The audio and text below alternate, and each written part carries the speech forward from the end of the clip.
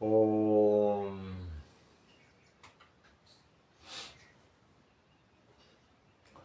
प्रिय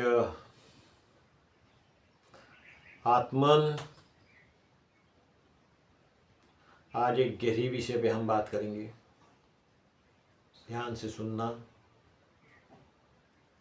और लोगों तक पहुंचाना, ये सेवा होगा आपका। आज का विषय है प्रकृति से जुड़े। मनुष्य आज बहुत आगे बढ़ गया है। बड़ी बड़ी इमारतें, तकनीक, पैसा, साधन, सब कुछ है, लेकिन एक चीज खो गई है, प्रकृति से संबंध। जब मनुष्य प्रकृति से कट जाता है तो वह अपने आप से भी कट जाता है।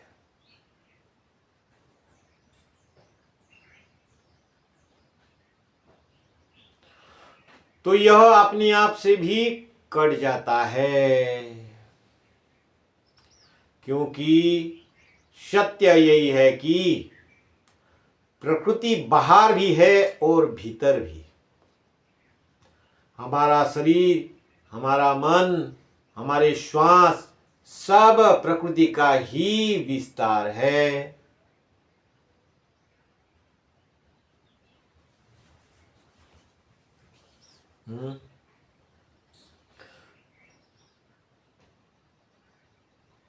तो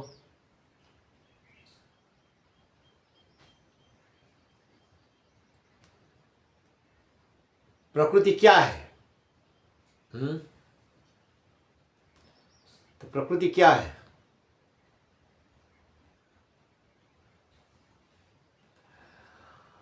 प्रकृति केवल जंगल, पहाड़, नदी या पेड़ नहीं है।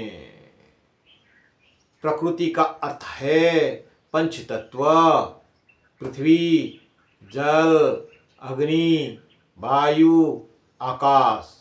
इन 5 तत्व से ही हमारा शरीर बना है।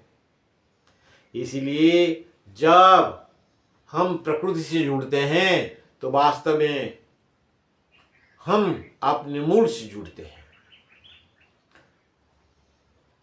जैसे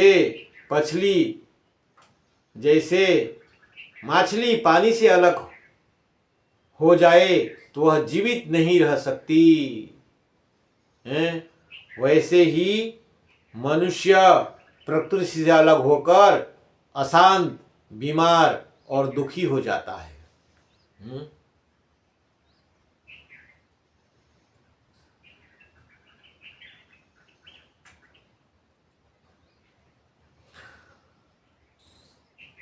प्रकृति कौन है? प्रकृति सबसे बड़ी गुरु है।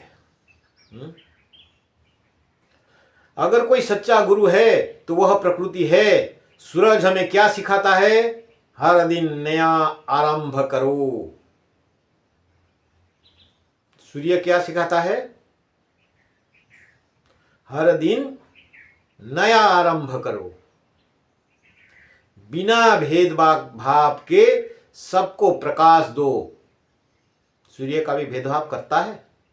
जब उसका तेज चलता है प्रकृति में, खरा कोठा कैसी भी परिस्थिति में सबको प्रकाश ही देता है।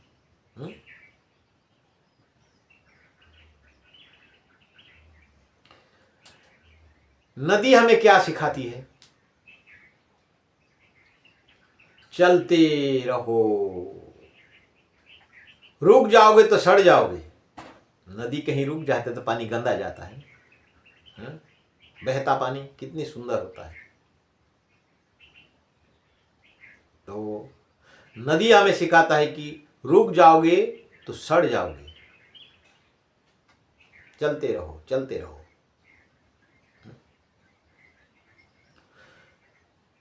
पेड़ क्या सिखाती है हमें?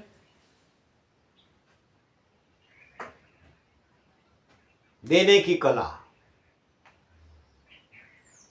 पेड़ क्या सिखाती है? देने की कला सिखाती है हमें।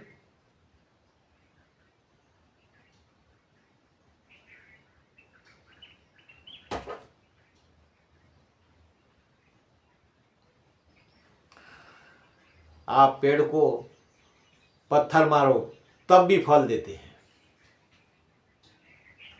फिर का भी ना बोला, कितने बड़े बड़े पत्थर मारते हो फिर भी वो फल देती है।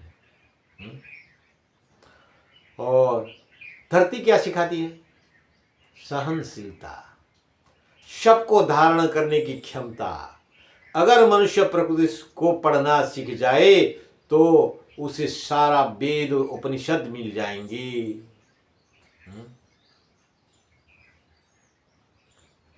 अगर तन और मन धन से अगर प्रकृति से दूर हो जाओगे तो प्रकृति से दूर होने का परिणाम क्या है? आज मनुष्य प्रकृति से दूर हो रहा है।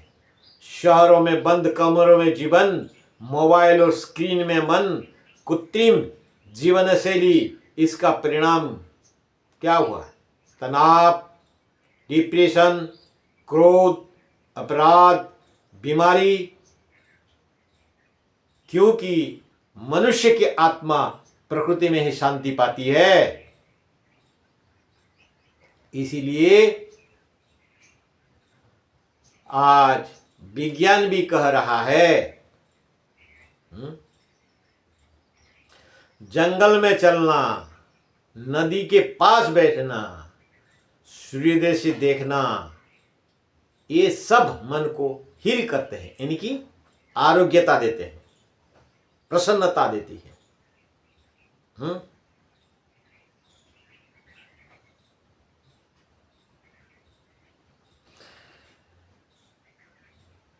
जो सत्य को जानना है तो प्रकृति को जानना होगा। प्रकृति और आध्यात्मिकता एक है, उसको जानो। आध्यात्मिकता का पहला कदम है प्रकृति से जुड़ना। सभी मुनि ऋषियों कहा करते थे जंगल में, नदी के किनारे, पहाड़ों पर। क्यों? क्योंकि प्रकृति में मन स्वतः शांत हो जाता है। जब मन शांत होता है तभी ध्यान गहराई में जाता है। इसीलिए भूत को ज्ञान पेड़ के नीचे मिला। कृष्ण ने गीता कुदरत के बीज सुनाई, ऋषि ने वेद प्रकृति के बीज सुने। तो सदैव प्रकृति से जुड़े रहने का उपाय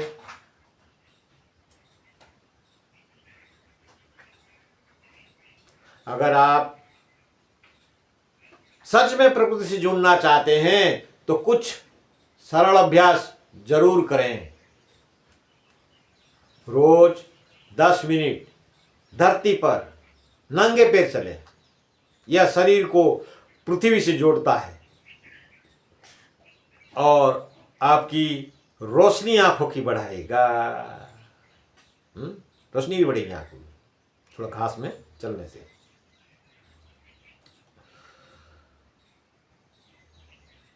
न्यूरॉन्स डेवलप करना है तो रोज उगता सूर्य को देखना है। अपनी चिदाकाश आज्ञा चक्षु जिसको ज्ञान चक्षु को विकसित करना है तो उगता सूर्य को, सूर्योदय समय सूरज को देखना है। पहली किरण, सूरज का पहली किरण को निहारना है 2 मिनट, 3 मिनट, 4 मिनट, 5 मिनट के लिए। मन और आत्मा की शुद्धि होती है। अगर किरण देखोगी तो मन और आत्मा को शुद्ध करती है। पेड़ के नीचे बैठे, पेड़ बहुत बड़ी ऊर्जा देते हैं।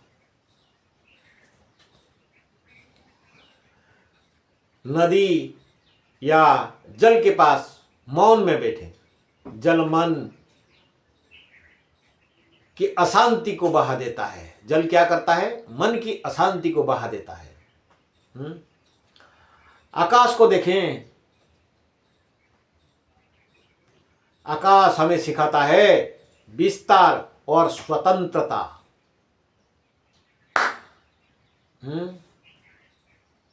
आकाश क्या सिखाता है? विशाल और स्वतंत्रता।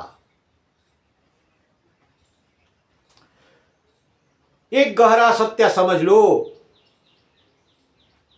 प्रकृति से जुड़ना ही ईश्वर से जुड़ना है, क्योंकि प्रकृति ईश्वर की प्रत्यक्ष अभिव्यक्ति है। जब आप पेड़ को प्रेम से देखते हैं तो आप ईश्वर को देख रहे हैं। जब आप नदी की धारा सुनते हैं तो वह ईश्वर का संगीत है। जब आप हवा को महसूस करते हैं तो वह ईश्वर का स्पर्श है।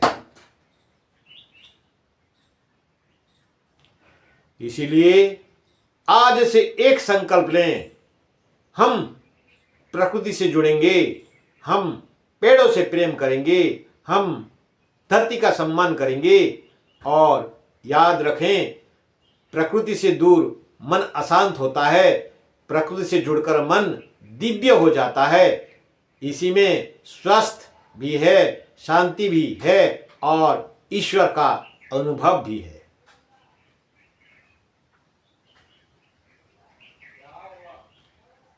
ओम ओम ओम ओम ओम ओम। सर्वे भवन्तु सुखिनः, सर्वे भवन्तु निरामयाः, सर्वे पश्यन्तु। ओम।